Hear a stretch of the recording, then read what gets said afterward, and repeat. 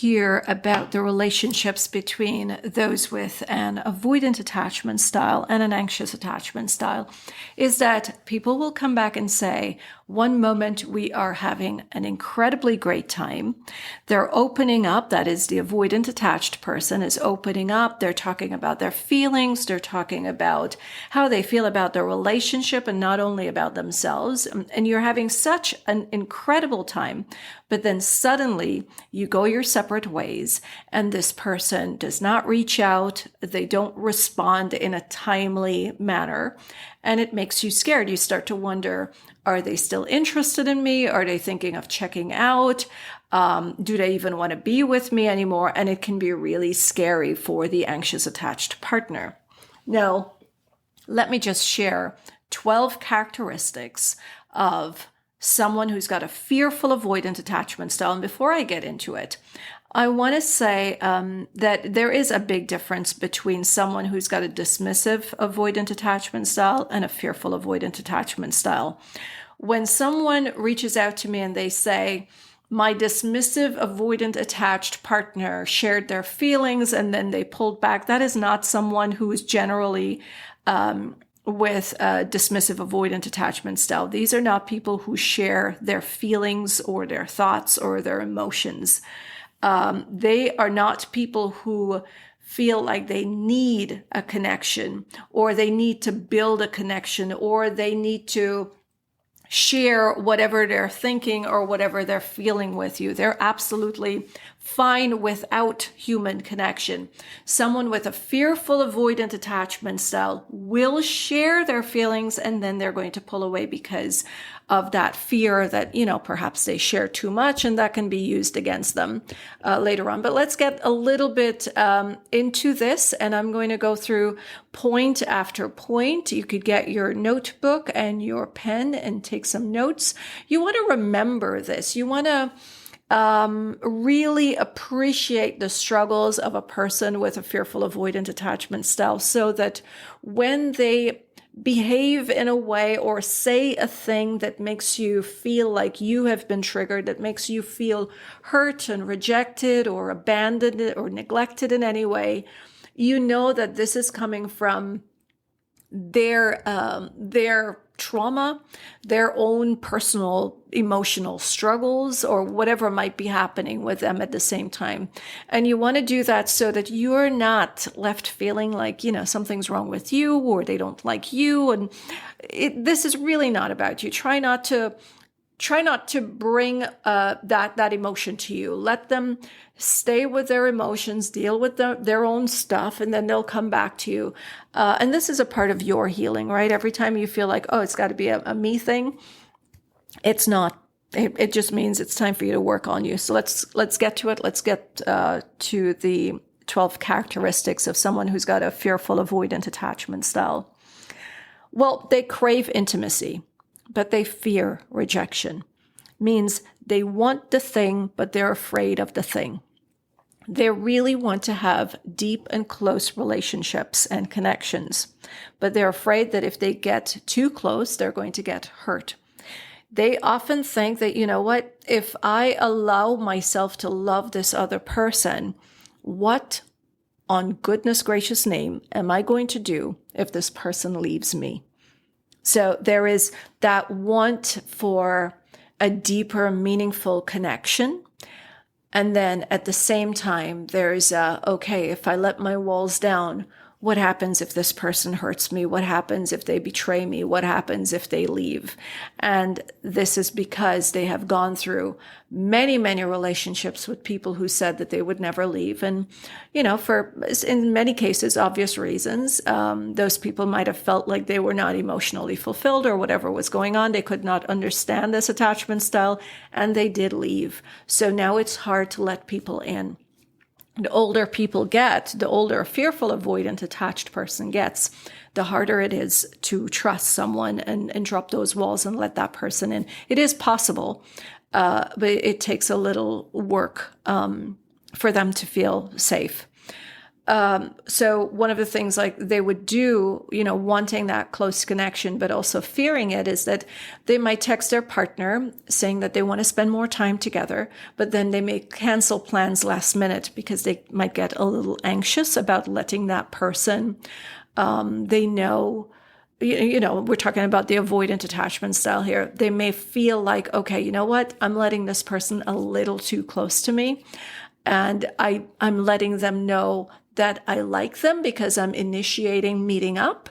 And because I'm letting this person know that I like them, they may just take me for granted. This is because sometimes people do take us for granted when they know that we really like them, when they know that we depend on them. And they may not do this deliberately, but unconsciously, people will know that, okay, you know what? I've got this person where I want. Whenever I reach out to them, they're available. They tell me how much they love me. They tell me how much I mean to them. And people just generally relax and take that for granted. And somebody with a fearful avoidant attachment style, they notice all too well. So they're generally a little more careful. Now let's talk a little bit about the push and pull dynamics in this relationship. Because they want a deep connection, but they're afraid of being dumped, they go back and forth. They go back and forth with their emotions, and this can look like the push and pull, which we have heard so many times about, between the anxious and secure attached with an avoidant attached partner. What might happen is they may share some emotional stuff, and then they suddenly become very distant when you start to share. Now, this can be because they know that when we're sharing with each other the emotional stuff, we start to build a bond, which might feel a little too intense. They might feel like it's a little too soon. And it also depends on what you're sharing. So the best thing that you can do in these relationships is to keep the conversation as a light one. Let's not have too many heavy topics. And usually when they're talking about the relationship being too, the conversations being too heavy, what they really mean is that you're spending too much time talking about the relationship. Where's the relationship going? What it is you need from them, or what it is you can provide for them. It's not heavy topics about, climate change or politics or religion. Heavy topics for them, it's really about when we talk too much about the relationship.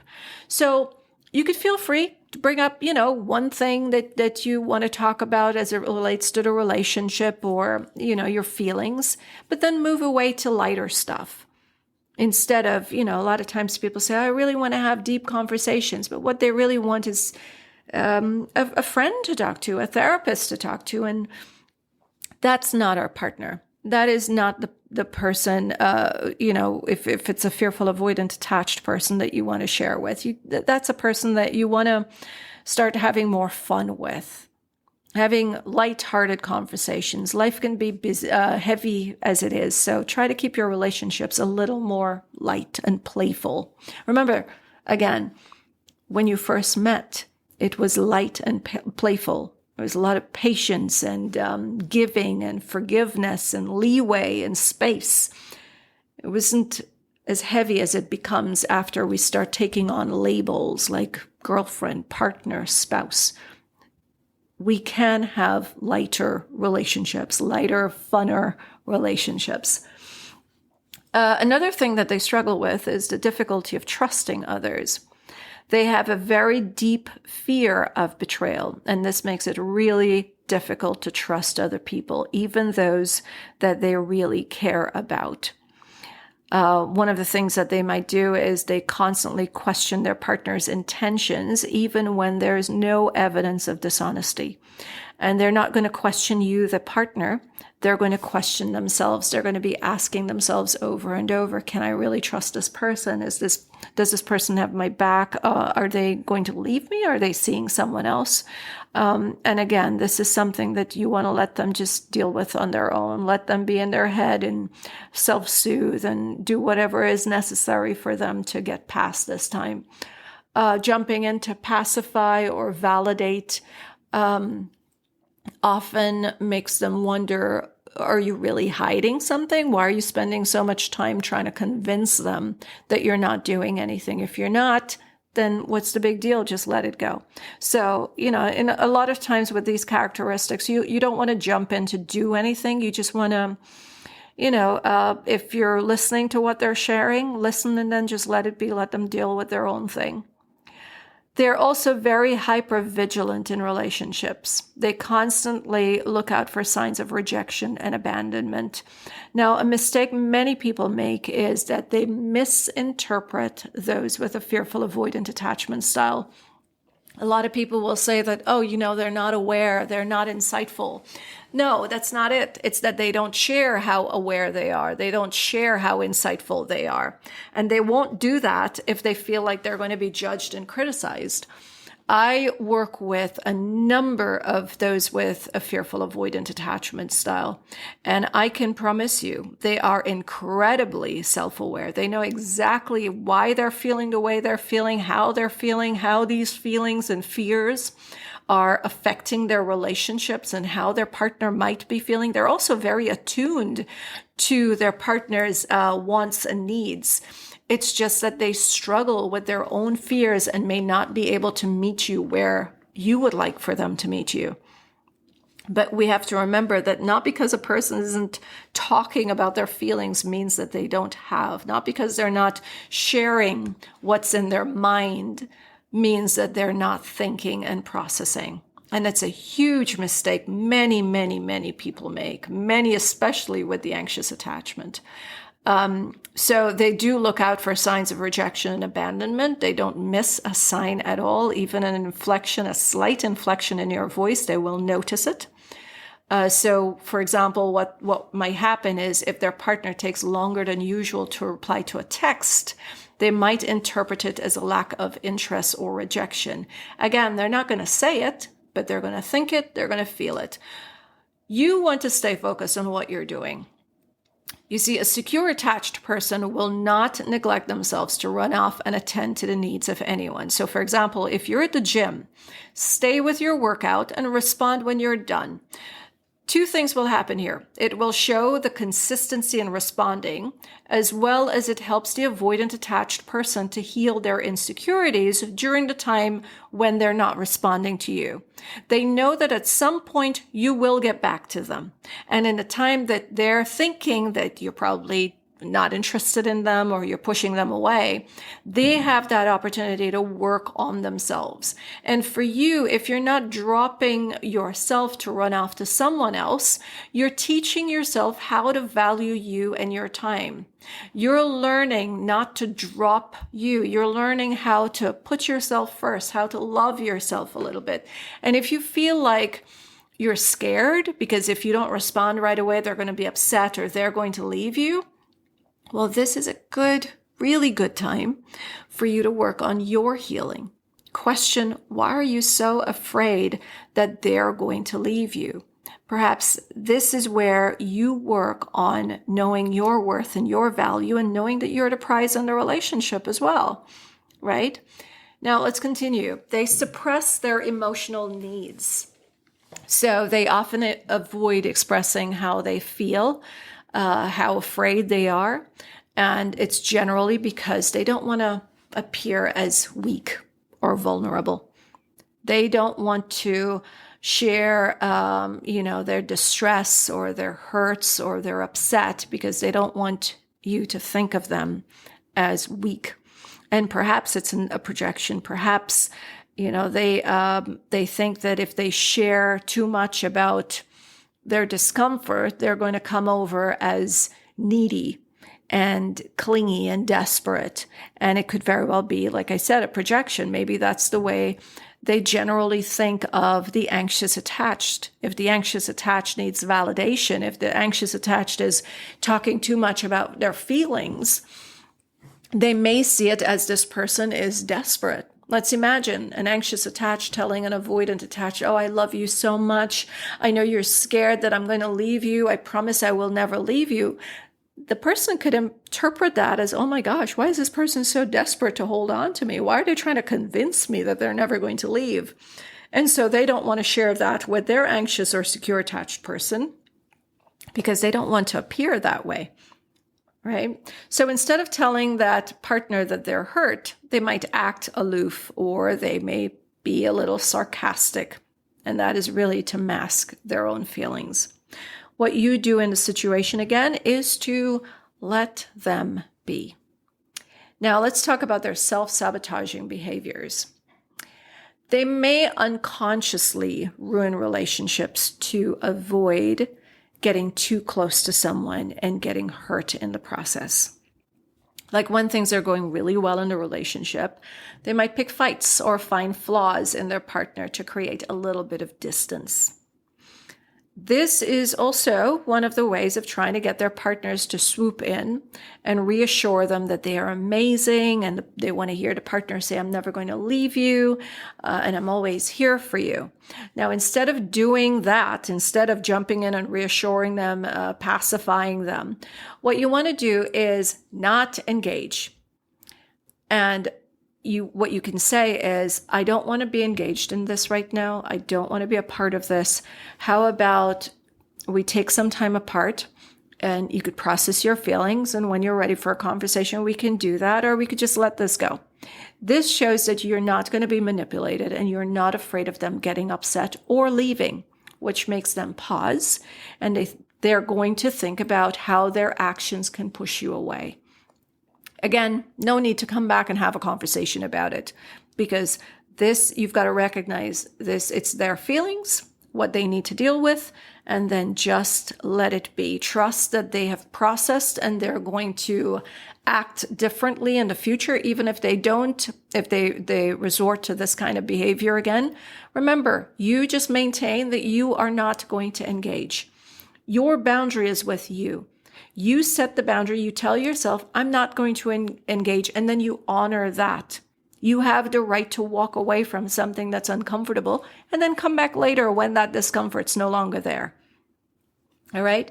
They have a strong fear of abandonment as well.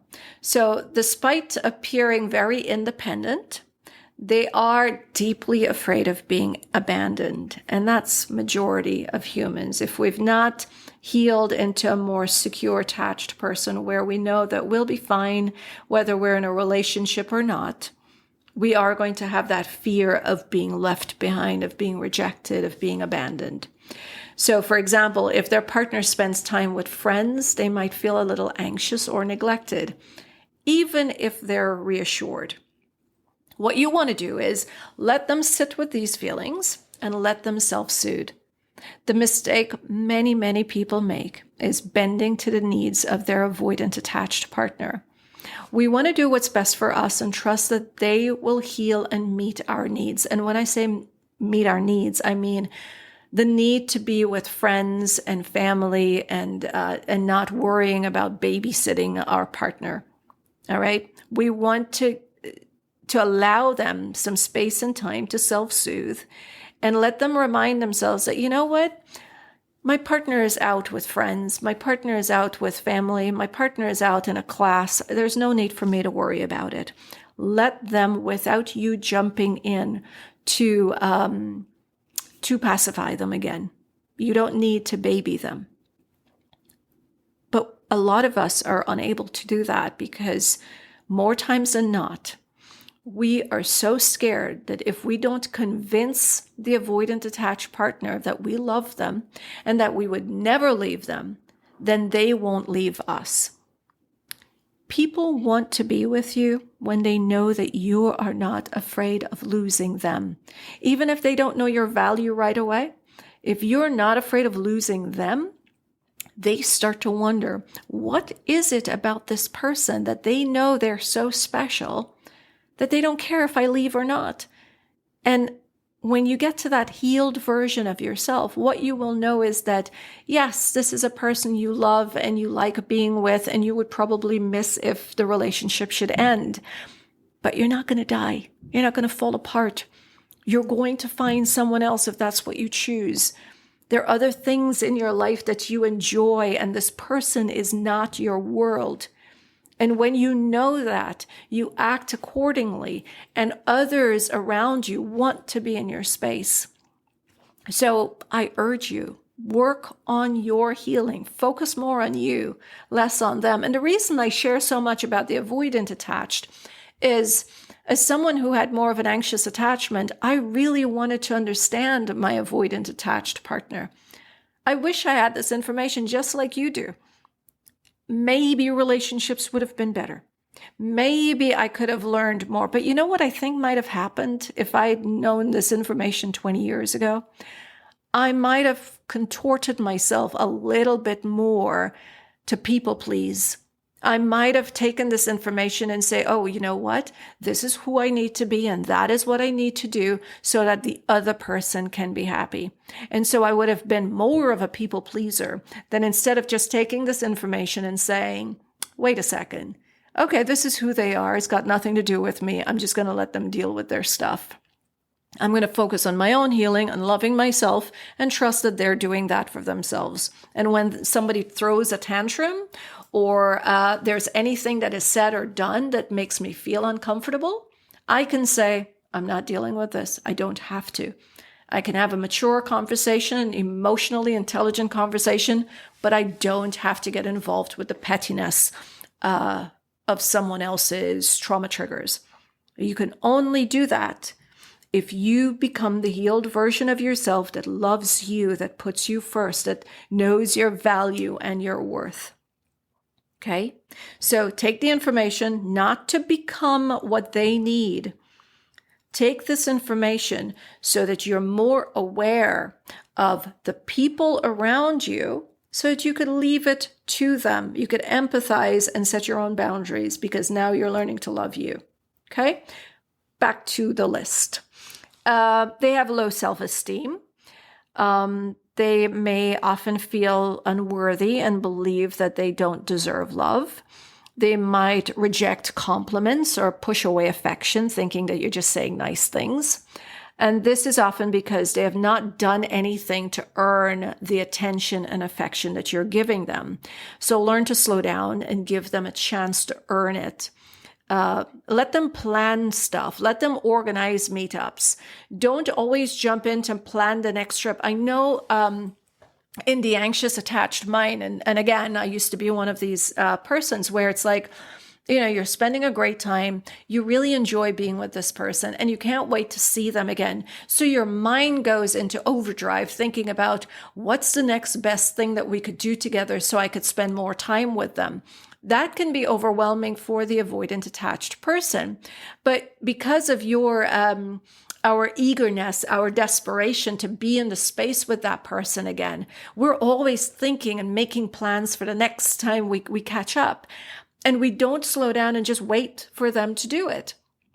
I have a lot of avoidant attached clients who would say to me, you know, I wanted to do this thing, but then this person reached out before I had a chance to ask.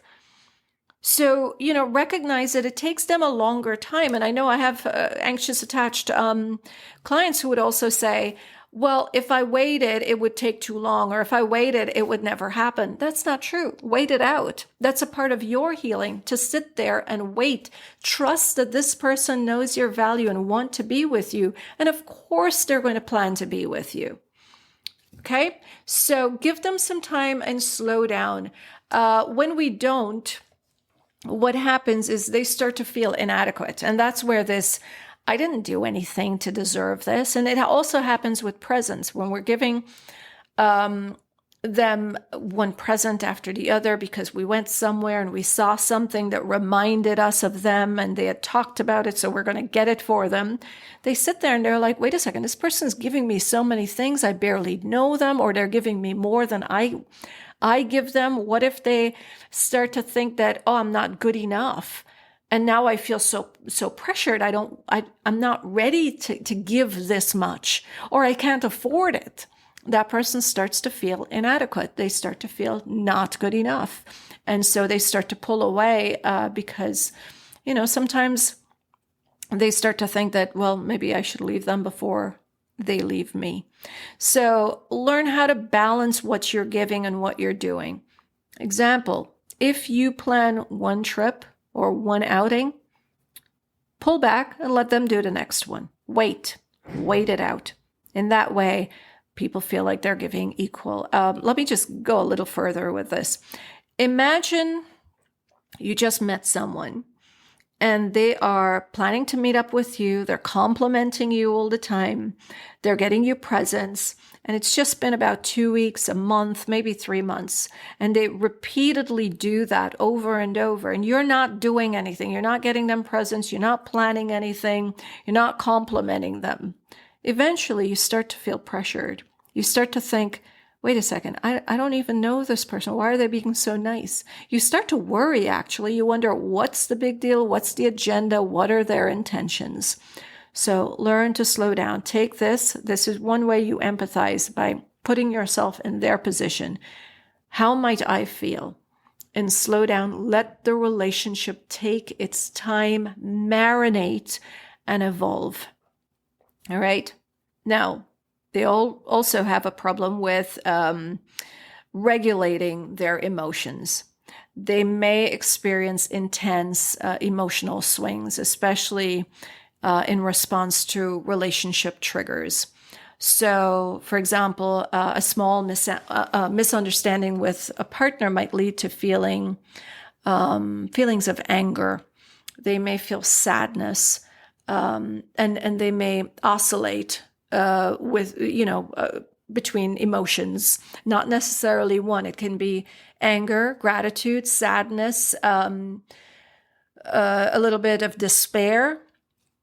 What you want to do there, again, is allow them time to manage their own emotions. Trust that a person who's got an avoidant attachment style has mastered self-soothing. They do not need you to swoop in and help them. And you don't have to feel rejected. You just have to know that it's all right not to jump in and take control of everything. Let them be. All right? They try to avoid conflict at all cost. They avoid addressing issues directly to prevent potential rejection or confrontation. And a lot of times what they do is they'll bring humor into it to avoid addressing an issue. Look, it is very scary to talk about things that bothers us, because we know that it would mean telling another person, it's generally telling another person, that we're not okay with how they treat us. And often when we say to someone something that makes them feel less than or hurt in any way or uncomfortable, that person might get defensive. And an avoidant attached person will hold off on sharing how they feel for this very reason. So instead of discussing a problem, they might silently withdraw, or they may ghost their partner temporarily. This is a time for you to know that this is what they're feeling, and let them deal with their emotions. They will probably build up the courage to come to you and have that conversation, and it's okay if they don't. Maybe they just need more time. It's none of your business. Let them sort through themselves while you sort through your uncomfortable emotions. They have difficulty accepting support. We know this very well. Someone with a fearful avoidant attachment style will have a very hard time asking someone for help. They try really hard not to ask because they are not comfortable with it. They want to depend on themselves at all times because they're afraid that if they depend on someone else, that person may just abandon them, and then they're left, sort of like defenseless, not knowing what to do next. So if a friend offers to be there for them during a tough time, they may make it seem as though everything's okay. It's not a big deal. They could take care of it. Or sometimes they'll say things like, I'm just being a big baby. It's best not to force them to accept your help. And there's no need, again, for you to feel rejected. It isn't about you. So try not to think about your needs. A lot of times people say, but I need to be there for them. And I know it's an honor for you to do. But when someone is going through a difficult time, we want to give them what they're asking for, not what we think that they should have. When we're trying to push what we think they should have, then we're really just pushing our needs onto them. They need to take care of themselves. You want to learn to trust that they have mastered taking care of themselves in any time of trouble. You see, at the age of 4, they started to learn how to be on their own. By 7, they've already mastered it. So there's no need for you to do anything. If you really feel like you just have to, get them some coffee or cake or tea, but there's no need for anything else. They have a strong fear of judgment. They are super sensitive to anything that sounds like a criticism, and they often feel judged by others. This is one of the many reasons they don't open up about their feelings. They worry that if they share, their partner will think that they're being too much or too needy. They often believe this, and it's generally a projection, like I said a little bit earlier. So it's best to allow them to process their feelings and decide for themselves how much they're comfortable talking about. Now, it's kind of like when we ask them, can you tell me what you're thinking? Can you share your thoughts? Can you talk to me? It's kind of like trying to open someone's journal, their diary. We're asking someone to tell us what they're thinking. And then we get upset that they don't. A person's thoughts are private, and they have the right to keep it to themselves. They have a right to share what they want to, when they want to, and how they choose to. We have to learn how to respect that. In fact, we have to learn how to respect every part of another human being. We may not like them, but we have to respect them. And if we don't like them, then what we have to do is make a decision. Does this work for me right now? And does it work for my future? Is this what I want? And when we make that decision, we act accordingly, but we don't have the right to tell another person who they can be. We can only set that boundary with ourselves.